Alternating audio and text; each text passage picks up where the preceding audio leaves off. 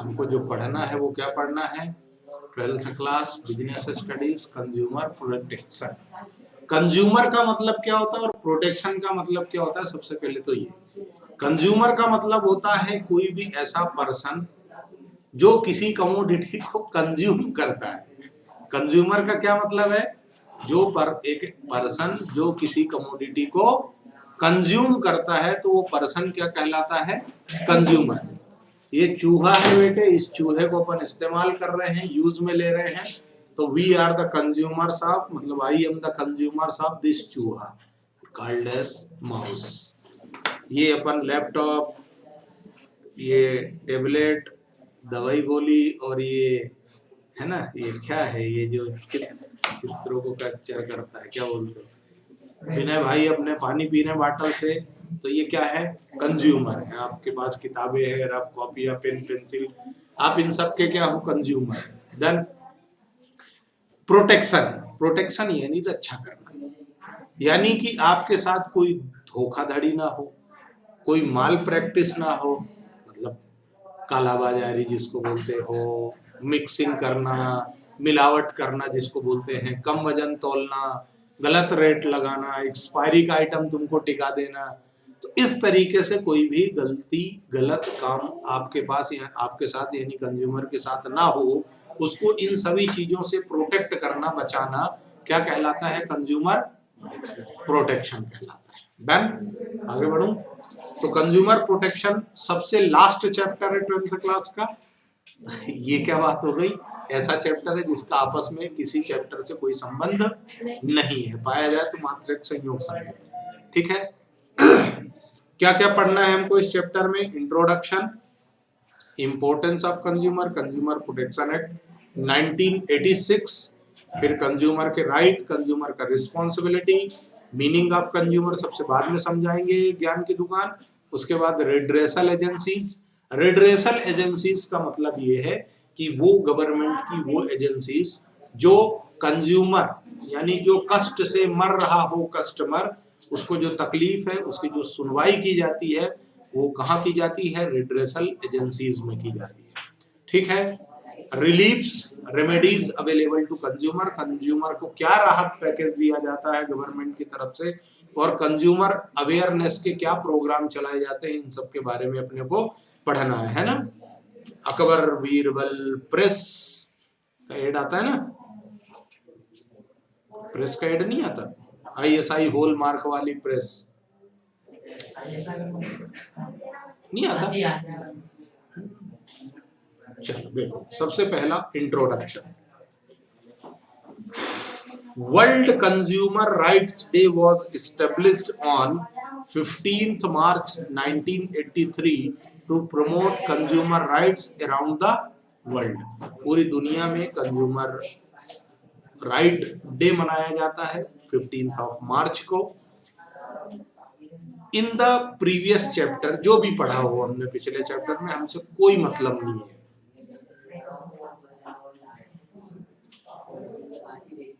देखो, लॉ जो होता है ना, लॉ जो बनता है वो कुछ ना कुछ ऐसे शब्दों का इस्तेमाल करता है जो हम सामान्य भाषा में नॉर्मल पब्लिक में यूज नहीं होते, और उन वर्ड्स के अपने आप में कुछ ना कुछ मीनिंग्स हुआ करते हैं।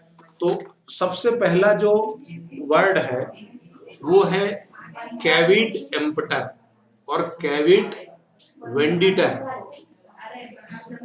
कैविट एम्पटर का मतलब होता है let the buyer be aware.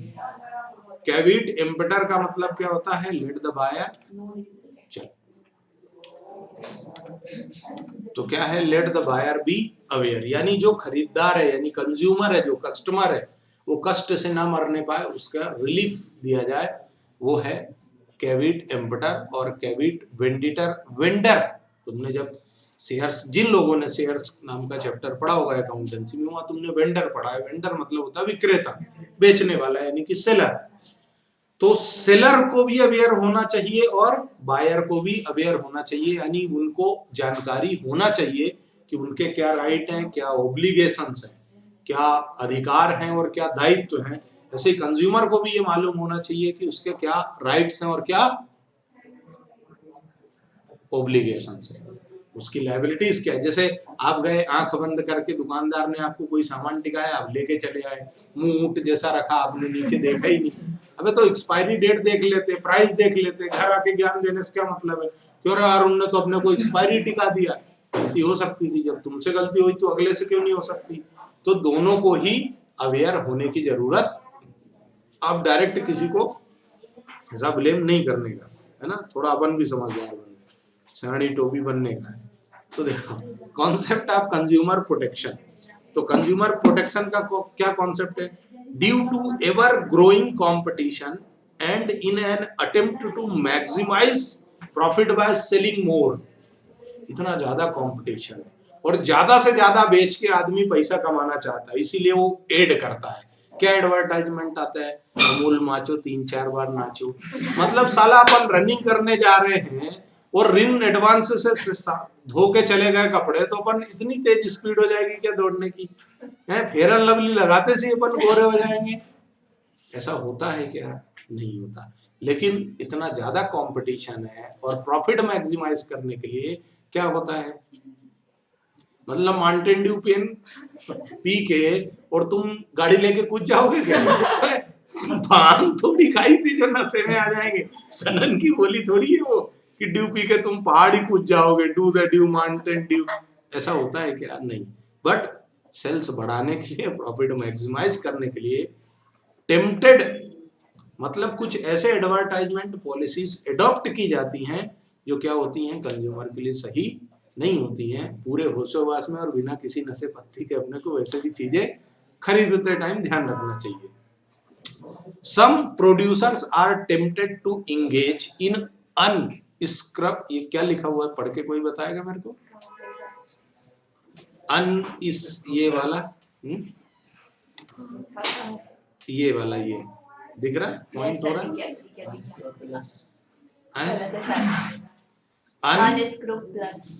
हाँ जो भी लिखा है पढ़ लेना है ना, जो भी लिखा है इसको, ये जहाँ पे पॉइंटर जा रहा है ये है ना, एक्सप्लोइटेटिव, एक्सप्लोइटेटिव मतलब उत्पीड़न करना, जोर जबरदस्ती, एंड अनफेयर ट्रेड प्रैक्टिसेस, मिलावट करना, कालाबाजारी, जिस कम नापना, like this, like defective and unsafe products, adulteration, false and misleading advertisement, ये गोरे हो जाओ 7 दिन में, है ना, मतलब कम वक्त डीओ लगा लो तो सेटिंग हो जाएगी तुम उससे चैटिंग करोगे, कोई बात होती है क्या, नहीं ना यही है advertisement, misleading advertisement, hoarding, black marketing etcetera, ये सारे हथकंडे अपनाए जाते हैं, किस लिए, कंपटीशन बहुत ज्यादा है और अपने को सेल बढ़ानी है क्योंकि अपने को पैसा कमाना है। तो मोरल वैल्यूज क्या होती है, उसकी पुड़िया बना के जेब में रख ली जाती है। इस वजह से गवर्नमेंट को कुछ प्रोटेक्टिव एक्शन लेने पड़ते हैं और उन्होंने कंज्यूमर प्रोटेक्शन एक्ट बनाया 1986 में।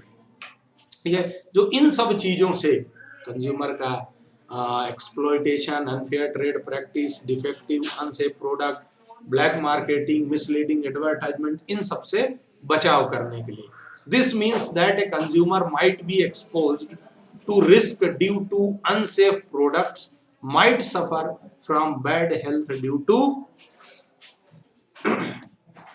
क्या, बड़ी शान से अपन कोका कोला पीते हैं, थम्स अप पीते हैं और हर कोई बोलता है कि ये टॉयलेट क्लीनर से भी ज्यादा क्लीन करता है गंदगी।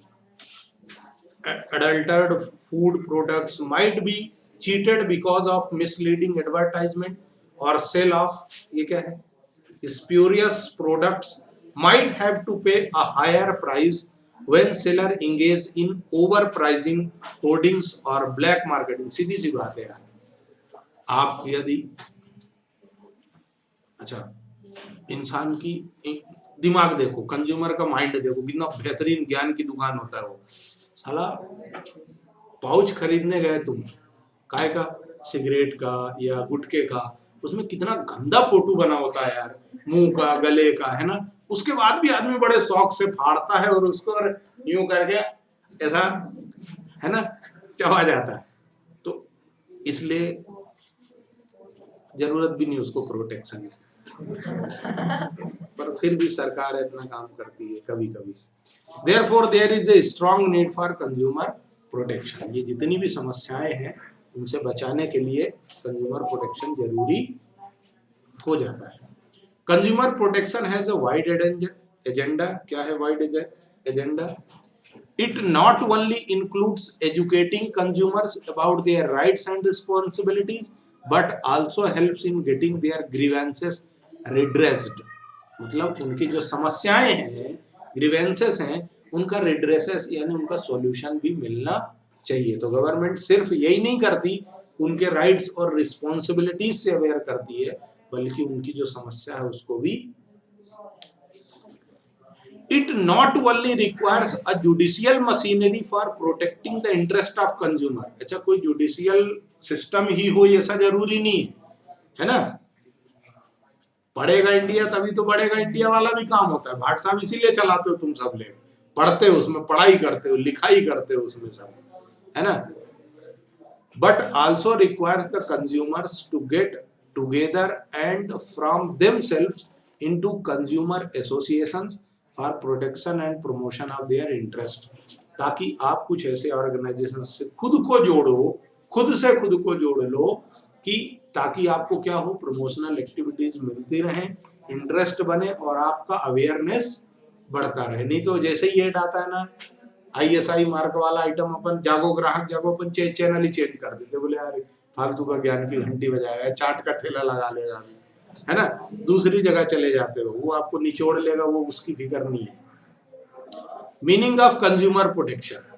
तो consumer protection refers to the act of providing adequate protection to consumer against the फिर से आ गया ये स्क्रब प्लस जो भी लिखा हुआ है, exploitive and unfair trade practices of manufacturers and service providers. ये जितने भी exploitive activity परफॉर्म करते हैं प्रोड्यूसर और सर्विस प्रोवाइडर, उनसे बचाव करने के लिए पर्याप्त रूप से, पर्याप्त मात्रा, एडिक्वेटली, है ना।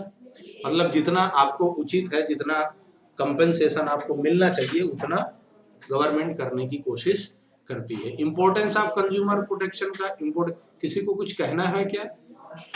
किसी को कुछ कहना हो या किसी को कुछ पूछना हो तो बोलो, नहीं चलने दे।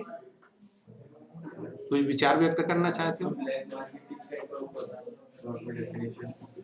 ब्लैक मार्केटिंग का कोई शॉर्ट में क्या डेफिनेशन है? काला बाजारी, मतलब कम वजन तोलना। जैसे देखो, तुम कोई भी सामान खरीदते हो तो तुम लोग, अच्छा पहली बात तो सर हम खरीदते ही नहीं है, तो फालतू बात तुमसे आप प्रोवाइड जो खरीदता है उसके लिए।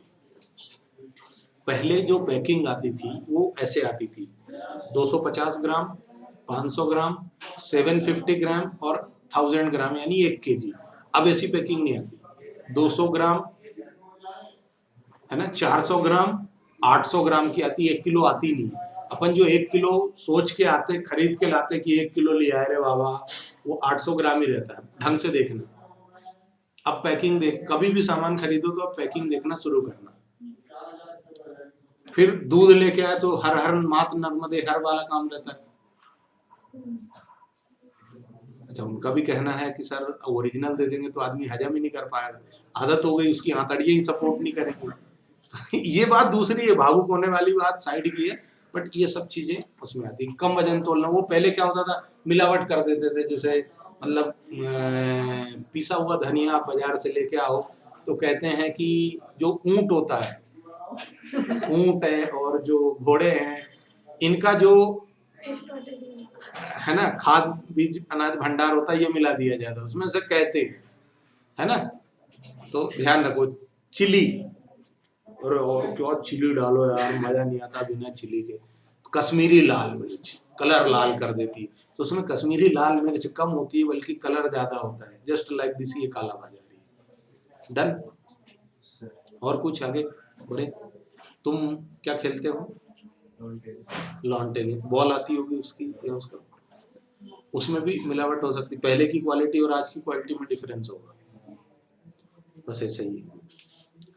पहले अपन वो प्लास्टिक की बॉल लेके आते थे, 1-2 रुपए की मिलती थी, आजकल 10 रुपए में मिलती है, लेकिन क्वालिटी में बहुत जमीन आसमान का है। पहली वाली मार दो और लग जावे गलती से, वो भी ठंड के महीने में, है ना, तो हीटर की जरूरत नहीं है, ऐसा होता था ना पहले वाली।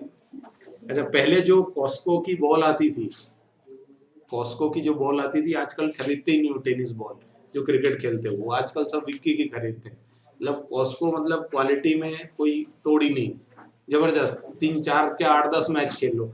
आज की डेट में विक्की की, अच्छा पहले आती भी 20 की थी, आजकल आती भी 60 की है। विक्की की बॉल टेनिस की जो क्रिकेट खेलने में यूज होती 60 रुपए की आती, 60, 50, अच्छा आती भी 50 की, और वो क्वालिटी भी नहीं रहती ना पहले जैसी। पहले तो मतलब 8-10 मैच खेल लो, 2-4-10 दिन महीनों निकाल दो एक ही बॉल से, पर आज ऐसा नहीं होता, 2 मैच में तो खत्म हो जाता है काम, है ना, बल्लेबाज अच्छा फंस गया तो। अब वो प्लेट करने वाले राहुल द्रविड़ टाइप मिले तो कोई दिक्कत नहीं है, टेक्निकल बल्लेबाज, लेकिन हाँ चौके छक्के मारना, वीरेंद्र सहवाग ने खेल ली 2 गेंद तो काम ही खत्म हो जाता है ना, रोज एक नई बॉल खरीदनी पड़ती। ये क्या है, कालाबाजारी, मिलावट, है ना। जैसे तुमको तांबा बोल के और कुछ और ही ऊपर कलर करके डेंट पेंट करके और टिका दिया सामने, ये कालाबाजारी, कम तोलना, मिलावट करना। वो पहले देखा, पहले, अब तो तराजू क्या उसके आते हैं, मतलब इलेक्ट्रिक वाले आते, तो उसमें भी सेटिंग हो जाती, उसके फंक्शन सेट हो जाते सब, है ना। पहले वो वजन करते थे, चुंबक फंसा देते थे, तो ये सारी चीजें उसमें आती। आगे बढ़ेंगे, किसी कुछ और, कोई कुछ कहना चाहता है? नहीं, आगे बढ़े। तो देखो, importance of consumer point of view, consumer point of view से क्या कहना है, कंज्यूमर इग्नोरेंस, मतलब इनका ये कहना है कि जो प्रोड्यूसर होता है वो कंज्यूमर को इग्नोर करता है, यानी उसको कंज्यूमर से कोई लेना देना नहीं होता कि उसके क्या राइट हैं या क्या उसका ऑब्लिगेशन है। उसके दिमाग में सिर्फ एक ही बात बैठी हुई है, मेरे को तो ये टिकाना है, कैसे भी टिका दो, ये आइटम बेचना है बस। उसके लिए चाहे हुक और क्रुक कैसे भी बेचना है, सेल करना है, मतलब सेल करना है। तो due to widespread ignorance of consumers about rights and reliefs available to them, it becomes necessary to educate them so that they can protect their interest. इसलिए जरूरी हो गया क्योंकि जो प्रोड्यूसर होता है वो कंज्यूमर का राइट और रिलीफ क्या अवेलेबल है वो ध्यान ही नहीं देता है, उसको तो बस अपना मार्केटिंग करने का और सामान बेचने का है, ठीक है, कैसे भी बेचो, बराबर है। क्या बात बताने की नहीं है, फिर भी बता रहा हूं। ऑनलाइन प्रोडक्ट जो तुम खरीदते हो ना, प्राइस लिखा हुआ है 6,000 और तुमको मिल गया 2,000 में, तुम नाच गा लिए, वो 60 रुपए में रोड के किनारे से उठा लेते हो और उसमें प्राइस टैग बेहतरीन चिपकाते हैं और मजा आ गया यार, हमने तो जो ब्रांडेड चीज होती कभी भी उसमें देखना इतना ज्यादा रेट से डिस्काउंट नहीं होता है। अनब्रांडेड ऑनलाइन प्लेटफॉर्म्स में विरोध नहीं कर रहा हूँ या कोई टारगेट में नहीं है अपने, अपन खुद भी खरीदते हैं, बट यदि तुम ब्रांडेड चीजें ले रहे हो उसका प्राइस का डिस्काउंट देखना और अनब्रांडेड चीजों की प्राइस का डिस्काउंट देखना, तुमको खुद ही समझ में आ जाएगा कि यार बाबा इनने टिका दिया, अपने को लूट लिया, है ना, हमको तो मिल के ऑनलाइन वालों ने, ऐसा काम हो जाएगा, है ना, लोकल फॉर वोकल। चलो, अनऑर्गेनाइज्ड कंज्यूमर, कंज्यूमर अनऑर्गेनाइज्ड है, अनऑर्गेनाइज्ड से मतलब ये नहीं है कि किसी वो ऑर्गेनाइजेशन से जुड़ा है, उसका मतलब ये है कि कंज्यूमर के पास यूनिटी नहीं है। एक आदमी यदि किसी चीज के अगेंस्ट होता है तो दूसरा उसके फेवर में होता है ना, एकता नहीं है, जिसको बोलते हैं यूनिटी नहीं होती कंज्यूमर में, कोई भी आवाज उठाने वाला नहीं होता, इस बात का बेनिफिट प्रोड्यूसर उठाने की कोशिश करता है।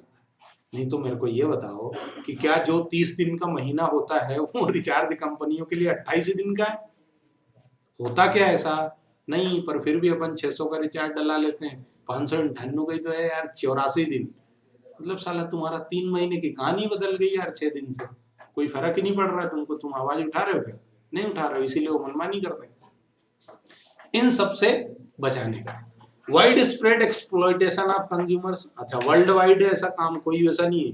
क्या होता है, एडवर्टाइजमेंट में हीरो हीरोइन की फोटो लगा दी, तुम बाबरे नैन हो गए, है ना, केसर में दम कि बूंद बूंद में केसर, होर्डिंग बड़े बड़े लगा दिए फोटो के साथ, तो तुमको लगता है बस बाबा यही होना, इसके अलावा और कुछ नहीं होना, जैसे वो तुमको मतलब वही डिलीवरी देने आ रही हो, है ना। Consumers need protection against such mall practices of seller. ये जो एडवर्टाइजमेंट, ब्लैक मार्केटिंग, ये सब adulteration, defective item, unfair trade practice, ये जितनी भी चीजें होती हैं इनसे बचाने की जरूरत थी कंज्यूमर को। Importance from business point of view, यानी अब produce businessman point of view से देखो क्या है।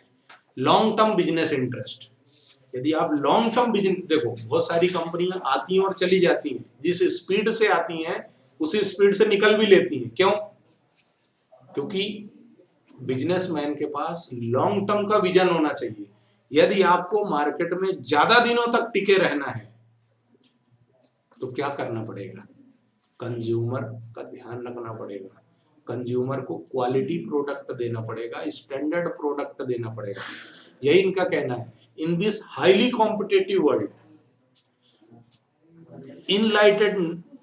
enlightened business firm have realized that they can exist in long run only when they satisfy the consumers. Online कितने platform आए या payment, UPI payment के कितने सिस्टम आए शुरुआती दौर पर कोई भी नहीं चले, सिर्फ 3-4 ही चले। क्यों ऐसा हुआ? अमेजॉन और अम्माजान और फ्लिपकार्ट के अलावा कोई नहीं चला। इंद्रा मिंत्रा सब पहले ही आ गए थे, पर सब ढीले ढस निकले। क्यों? जैसे पेटीएम है, पेटीएम से पहले आया था मोबीक्विक, तुमको तो नाम ही नहीं सुना।